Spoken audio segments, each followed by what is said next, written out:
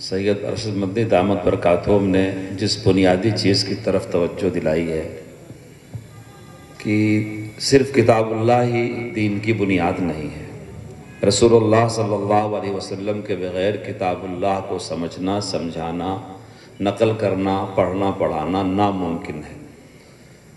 تو جس جماعت کو رسول پاک صلی اللہ علیہ وسلم نے تیار فرمایا، جن کو صحابہ کرام کی مقدس پاکیزہ جماعت کہا جاتا ہے، ان کے واسطے کے بغیر رسول اللہ کے اسوہ کو سمجھنا، رسول اللہ کے تقریر، آپ کے قول، آپ کے فعل، کسی بھی چیز کو سمجھنا، قرآن کریم کی کسی آیت کو سمجھنا، لکھنا، پڑھنا، ادا کرنا، سب ناممکن درجہ رکھتا ہے۔ بہت سے پڑھے لکھے حلقوں میں کبھی کبھی غلط فہمیاں پیدا ہو جاتی ہیں کہ وہ قرآن کریم کو پہلا درجہ دیتے ہیں اور حدیث شریف کو دوسرا درجہ دیتے ہیں۔ میں ایک طالب علم ہوں، اس لیے بات تھوڑا مدلل آپ کے سامنے پیش کرنا چاہتا ہوں۔ علامہ ابو زید دبوسی رحمۃ اللہ علیہ کی کتاب ہے تقویم الادلہ، آپ بھی دیکھ لیجئے گا، اصول فقہ کی کتاب ہے۔ انہوں نے اس میں اس غلط فہمی کو دور کیا ہے اور صاف لکھا ہے کہ صحابہ کرام کے لیے رسول پاک کی زبان سے نکلنے والی وہی بات جس کا اشارہ حضرت نے فرمایا کہ وحی مطلوب وحی غیر مطلوب، دونوں صحابہ کے لیے حجت ہوتی تھی۔ انہوں نے لفظ استعمال کیا ہے المسموع من فیہ صلی اللہ علیہ وسلم۔ تو گیا یہ تین چیزیں بنیاد ہوئی ہماری۔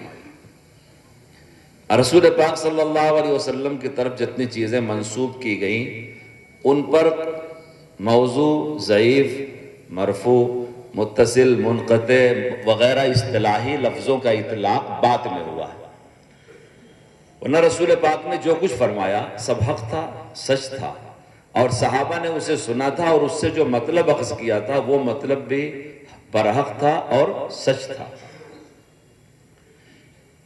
صحابہ کرام رضوان اللہ تعالیٰ علیہ مجمعین کو کچھ چیزیں ایسی عطا ہوئی تھی جو بعد کے لوگوں کے لیے ناممکن اور دشوار ہے۔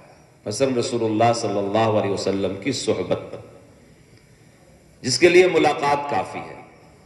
آپ سمجھ سکتے ہیں ایک لفظ ہے زیارت کا عربی ادب میں اور ایک ہے ملاقات کا۔ بالقصد اگر کوئی ملے تو زیارت کہلاتا ہے، بالاتفاق ملاقات ہو تب بھی ملاقات ہے۔ رسول اللہ صلی اللہ علیہ وسلم کی صحبت کے لیے ایمان کی حالت میں لقا کافی ہے۔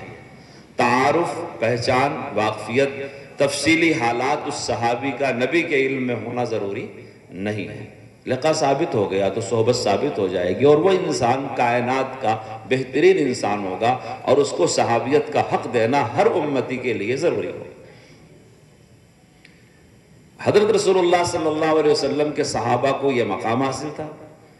دوسرے، ان کی زبان عربی تھی، ان کا عرف وہی تھا، ان کی تہذیب وہی تھی، اسی پر اللہ کی کتاب نازل ہو رہی تھی، رسول اللہ جو فرما رہے تھے انہی کی زبان میں، وہ اس کو بہت اچھی طرح سمجھتے تھے۔ بعد میں یہ عنصر کم سے کم تر ہوتا چلا گیا۔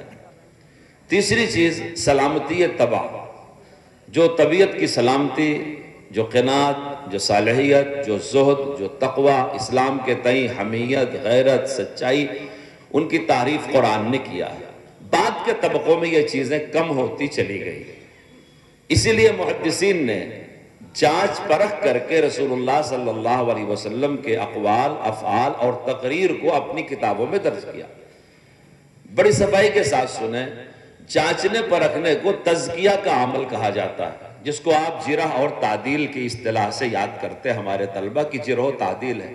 جرح و تعدیل کے فن کا اجرا غیر صحابی پر ہوگا، صحابی پر نہیں ہوگا، کیونکہ صحابی کا تزکیہ تو قرآن کی آیتوں نے کر دیا، رسول اللہ نے کر دیا، اللہ نے کر دیا، اور سارے صحابہ کو عادل مانتے ہیں، اور یہی یقین امت میں متواتر ہے۔ عدالت صحابہ کا عقیدہ امت میں تواتر کے ساتھ منقول ہوا ہے۔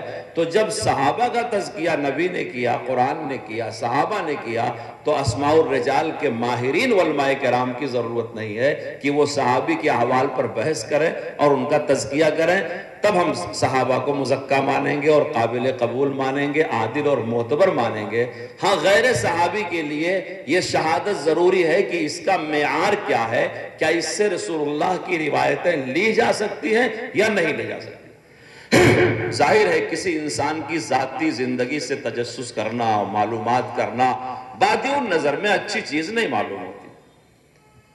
امام مسلم رحمۃ اللہ علیہ نے اپنے مقدمے میں، اپنی مسلم میں، اپنی سند کے ساتھ عینہ بن حصن والی بات نقل کی ہے کہ رسول اللہ کی مجلس میں حاضر ہونے کی اجازت چاہا تو آپ نے اجازت دیا، فرمایا کہ بئس العشیر یا بئس رجل العشیر یا بئس ابن رجل العشیر، یعنی اللہ کے رسول نے اس پر جیرہ فرمائی۔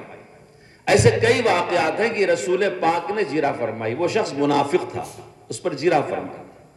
ایسے قرآن کریم کی آیت ہے ان جاءکم فاسق بنبأ فتبینوا، تو تفتیش حالات، تحقیق حالات کی تعلیم کتاب اللہ نے دیا، اسوہ رسول اللہ نے دیا۔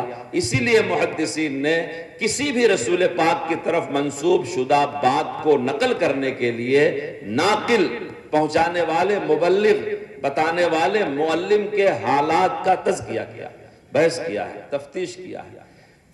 اسی وجہ سے اب آپ ایک بات اور یہاں سمجھ لیں کہ یہ تفتیش کرنا سراسر ایک اجتہادی عمل ہے، کیونکہ ان کی جد و جہد ہے۔ کبھی کبھی ایسا ہوتا ہے کہ کوئی آدمی برا ہوتا ہے مگر اس کی بعض باتیں بڑی اچھی ہوتی ہیں، اور کبھی ایسا بھی ہوتا ہے کوئی آدمی اچھا ہوتا ہے اس کی بعض باتیں بہت بری ہوتی ہیں۔ تو یہ جد و جہد جو محدثین کی طرف فن جرح و تعدیل میں کی گئی، جس کی تفصیل فن اسماء الرجال میں لکھی ہے، یہ ان کا ایک اجتہادی عمل ہے۔ اسی اجتہادی عمل کی وجہ سے انہوں نے حدیث شریف کے درجے مقرر کیے۔ میں نے اس کی بہت ساری باتیں اسی مدرسے میں اپنے شیخ امیر المومنین فی الحدیث حضرت مولانا محمد یونس صاحب رحمۃ اللہ علیہ سے سنی ہے، اور جہاں تشنگی رہی میں نے ان سے معلوم بھی کیا۔ آپ جو حدیث شریف پر حکم لگاتے ہیں، یہ صحیح ہے، یہ مرفوع ہے، یہ موقوف ہے، یہ مقطوع ہے، اس کا درجہ اثر کا ظاہر ہے۔ یہ حکم اسی وجہ سے لگایا جاتا ہے کہ ناقل کے حالات جن لوگوں سے پہنچی ہے، اگر ان کے حالات اچھے ہیں اور جو شرط ہے سند کا متصل ہونا، تو روایت متصل مانی جاتی ہے، صحابی تک پہنچی مرفوع مانی جاتی ہے، بیچ میں واسطہ کٹا ہے مقطوع، شاذ، معضل وغیرہ جتنی بھی اقسام ہیں وہ سب انہی لوگوں کے حالات کی جانچ اور پرکھ۔ جن 5 باتوں کو ہم طلبہ کو یاد کرواتے ہیں حدیث کی روایت کرنے میں، اتصال سند، راوی کا عادل ہونا، ضابط ہونا۔ آپ سمجھ سکتے ہیں اگر راوی عادل نہیں ہے اور وہ روایت نقل کر رہا ہے تو اس کی نقل کردہ روایت پر تہمت اور شک کا موقع زیادہ ہے، کیونکہ اس کا عادل نہ ہونا، اس کا دین صحیح نہ ہونا، اس کا فسق سے مطعون ہونا، یہ بہت بڑی کمزوری ہے۔ لیکن اگر راوی ضابط نہیں ہے تو ممکن ہے مطابق سے اس کے ضبط کی کمی دوری ہو جائے۔ ایک راوی نے ایک لفظ نقل کیا، دوسرے نے دوسرا نقل کر دیا، ایک کو ایک مغالطہ، دوسرے نے مغالطے کو دور کر دیا، تو ضبط کی کمی کا ازالہ ہو سکتا ہے۔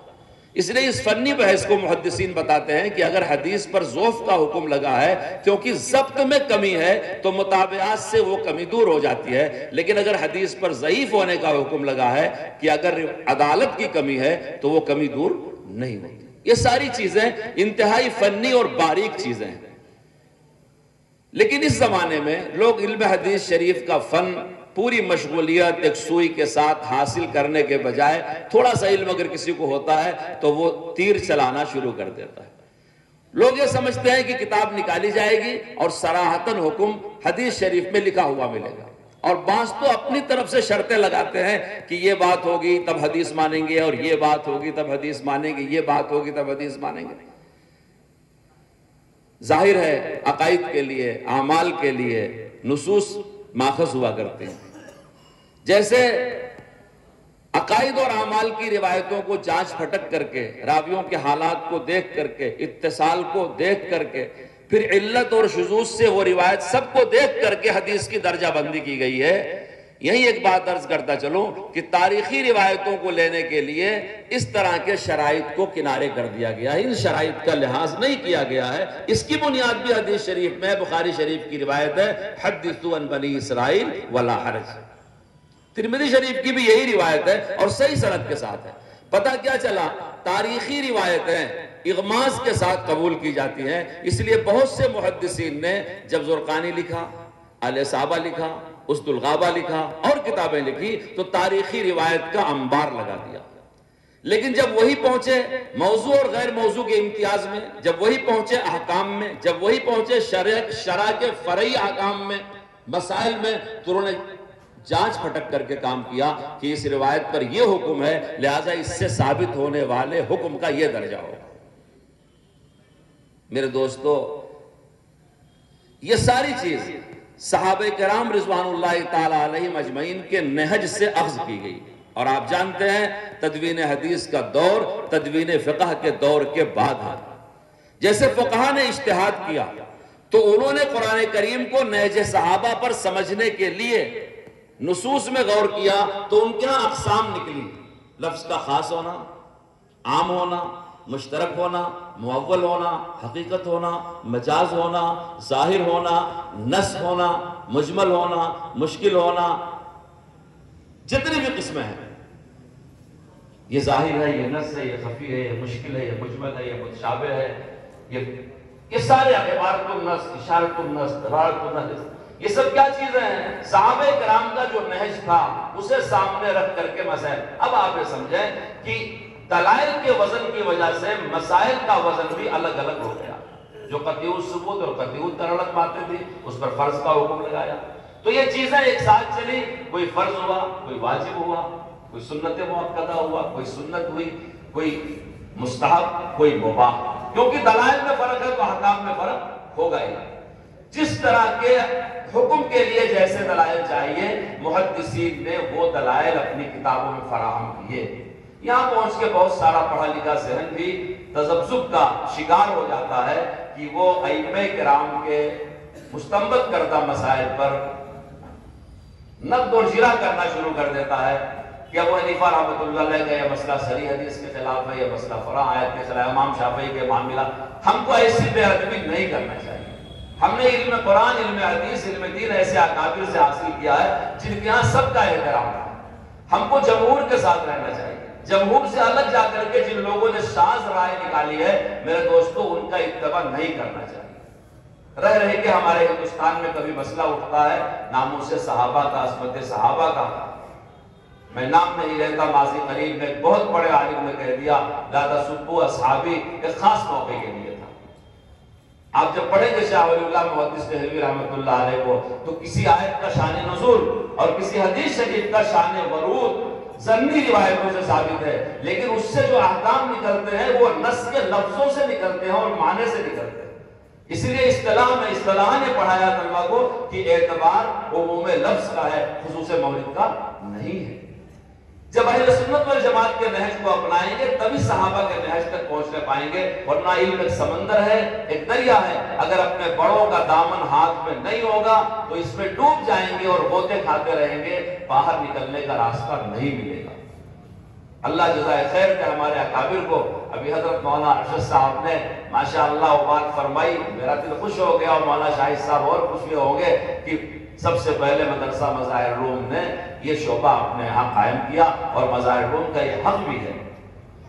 حدیث شریف کی خدمت کا ایک طویل سلسلہ ہے، یہاں کے فضلہ نکلے اور آپ حضرات ہی ہیں جو اپنے علاقوں میں پھیلے ہوئے ہیں اور یہ خدمت انجام دے رہے ہیں۔ میں نے بہت گھبراتے مختصر کرتے یہ تمہیدی طور پر چند باتیں رکھی ہیں، آپ اس پہ اگر مطالعہ کریں گے تو آپ تو پڑھانے والے اور بتانے والے ہیں، جتنا میں نے کہا آپ اس سے زیادہ سمجھنے کی کوشش کریں گے اور اس سے زیادہ آپ سے فیض ہوگا۔ اگر میری طرف سے کوئی گستاخی بے ادبی ہو تو اللہ تعالیٰ اسے معاف فرمائے، اس کے شر سے ہم سب کی حفاظت فرمائے، اور ہم کو کتاب و سنت کے علوم کو نہج صحابہ کے مطابق سمجھنے اور سمجھانے کی توفیق عطا فرمائے، اور اس جمہور کے ساتھ رہنے کی توفیق عطا فرمائے جن کے ساتھ حق ہونے کی ضمانت دی گئی ہے۔ شاذ نادر نہج سے اللہ تعالی ہماری حفاظت فرمائے۔ اب میں پروگرام کو آگے بڑھاتے ہوئے اس پروگرام کی اصل روح رواں حضرت مولانا سید محمد شاہد صاحب امین عام جامعہ مظاہر روم سے درخواست کروں گا جو خطبہ استقبالیہ پیش فرمائیں۔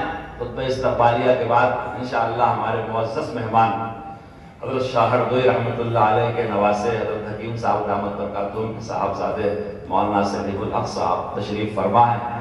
میں ان سے معذرت چاہتا ہوں کہ پروگرام ایک دوسرے سے ایسا مربوط تھا کہ کسی کو درمیان میں کم نہیں کیا جا سکا، ورنہ میں چاہتا تھا کہ حضرت مولانا کو طویل سفر کرنا ہے، ہردوئی تک کچھ فرما دیں اور پھر سفر کر لیں۔ انشاءاللہ مولانا شاہد صاحب کے بعد آپ حضرت کے تاثرات بھی سنیں۔